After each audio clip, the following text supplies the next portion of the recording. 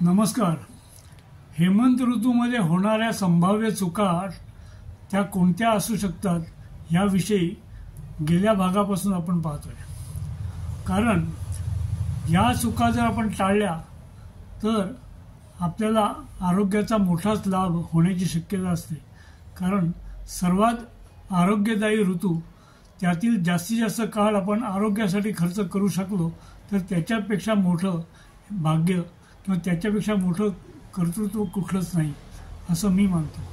कारण या काळामध्ये उत्तम भूक असल्यामुळे आणि व्यायामाची क्षमताही भरपूर असल्यामुळे आणि मनाचा उत्साह चांगला राहिल्यामुळे सहसा आरोग्य हे उत्तम राहतं आणि आरोग्य उत्तम प्रकारे फुलवता येतं। त्यामध्ये अजीर्णामुळे होणारं जे आजारपण आहे ते सहसा बरेच दिवस चालू शकतं।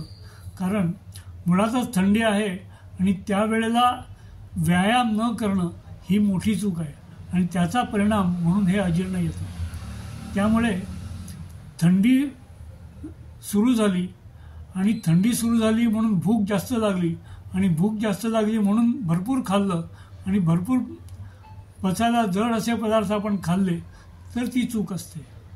म्हणजेच काय तर थंडी वाढली, भूक वाढली की त्याच्याबरोबर व्यायामही वाढायला हवा। व्यायाम जसा वाढेल त्याप्रमाणे भूक आणि जरणशक्ती म्हणजे पचवण्याची क्षमता वाढत जाते आणि जशी पचवण्याची क्षमता वाढत जाते तसं आपलं आरोग्य सुधारत जातं।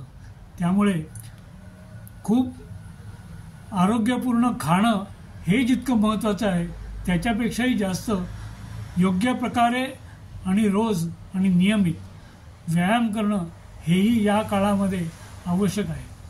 त्यामुळे कुठल्याही प्रकारचा व्यायाम असो, तो चालणं असेल, धावणं असेल, जिममधला असेल किंवा घरी सूर्यनमस्कार घातलेले असतील, कुठल्याही कारणाने जे आपण अंग मेहनत करू त्याचा परिणाम हा उत्तमच होत असतो आणि त्यामुळे व्यायाम न करणं ही या ऋतूमधली सर्वात महत्त्वाची चूक असते। बाकी पुढच्या भागात पाहूच। नमस्कार।